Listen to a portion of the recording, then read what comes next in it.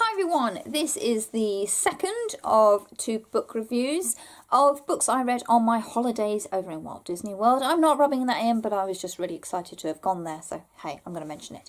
The first book I managed to finish while I was out there, I actually started this on the flight out and was surprised I didn't finish it on the flight, but you know, 8 hours on a plane, it's, yeah. Assassin's Apprentice by Robin Hobb. This is the first book in the Farseers trilogy. I think that's right, but there's so many in this world. I'm at the very, very beginning. And it tells the tale of Fitz. He's born a bastard to the heir of the throne. And nobody knows what to do with him. So he's dumped in the stables and kind of left to his own devices a little bit. But in this world, things are not nice and simple because that would be boring. There is an encroaching evil that is attacking the land. There is a king who's kind of not wanting to make any decisions about how to deal with it. There are very horrible people in this land that are just not really nice at all. And there's also magic. There's what's called the skill, where it's kind of like telepathy and mind control almost. And then there's the wit, which is being able to communicate with animals and build a connection up with them. Now the wit is frowned upon, and the skill is only given to a very few because of historical reasons. And it was quite interesting reading The Assassin's Apprentice because obviously all this information needs to be given. It's given through Fitz, our main character, who is about 6 years old at the start of this book. So we see him grow up into a teenager. And we see his path that he takes from being a stable hand to something more in this world that will be useful to the king later on. Fitz is quite a decent chap. He just wants to get on with life. He wants to know his place because obviously he doesn't really have one, being what he is. And he's quite interesting, I would say. He's conflicted for obvious reasons, and he doesn't quite always know what's expected of him. But the events that he goes through changes him, and not just how you would expect things to change him. Things that had happened to him that change him quite considerably. And I don't want to spoil it, but there you go. The supporting characters are an interesting bunch. You've obviously got the royal family lot, you've got the people that work for them, and then you've got the people who kind of are up to what they shouldn't be up to, which is also very interesting. There's a lot going on in this world. There's a lot of history that we're given as well.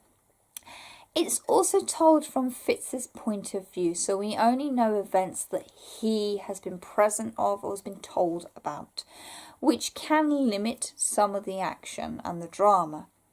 But in other cases, it kind of heightens it a little bit. It's also being told by an older Fitz, which is quite clear very early on that that's what's happening. So any of the kind of suspense and threat that Fitz might face in his younger years, it's kind of pushed to one side because we know he's writing this as an older man.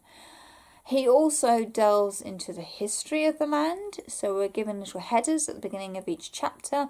It tells us something that is relevant to that chapter, but it's historical to the country, which is quite an interesting way of giving the reader some extra information that Fitz himself would be aware of.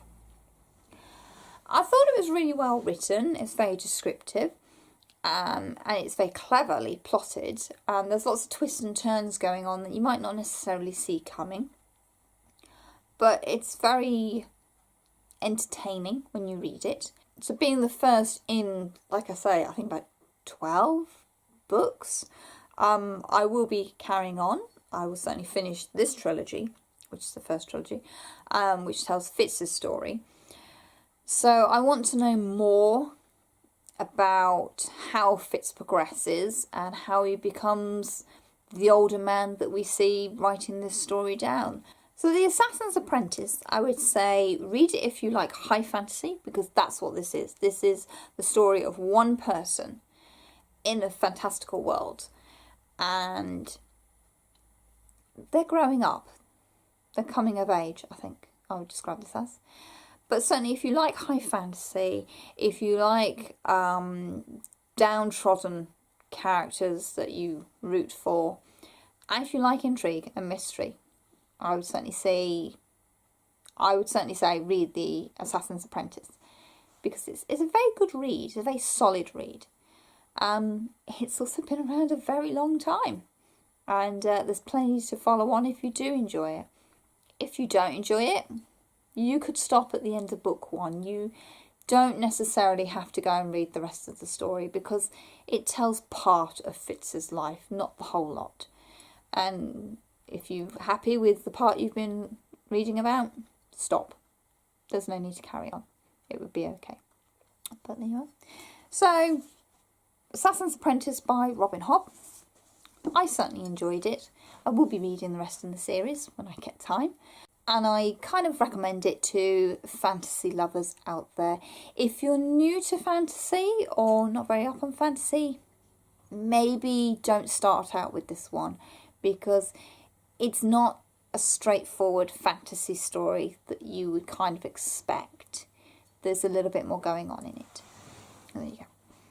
Now, as this video is part of my Strike Back Videoathon marathon of videos, and I am slightly behind, I am doing a small booktuber shout out.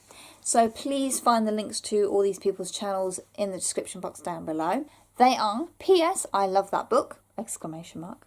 Aurora Dimitri, Maku Felix, I hope I pronounced that right, Little Book Owl, and Lisa's West Coast Reads H. So please go and check out those small booktubers. Give them some love, subscribe, add to the notifications list, get their viewing time up. Because as of the day of me filming this, monetization rules have just changed. Lots of small booktubers, you know, and we're talking people with over 1,000 subscribers here. So not like tiny weeny people, but, you know, bigger people have been demonetized. So let's please get viewing figures up. Please watch other booktubers' videos. Please watch other small YouTubers that you're interested in. Watch their videos. Get the viewing figures up for them so they can get back onto being monetized. That would be lovely. As always, in the description box as well, you will find link to my book blog. Please go and check it out. I have done a rambling post there on visiting my first ever Barnes & Noble, which you may find interesting. You might not, but you know, it's there. And also my social media links are down there. You can find me on Goodreads, Twitter and Instagram. Come and say hi, that would be great. As always, thank you very much for watching and happy reading. Bye.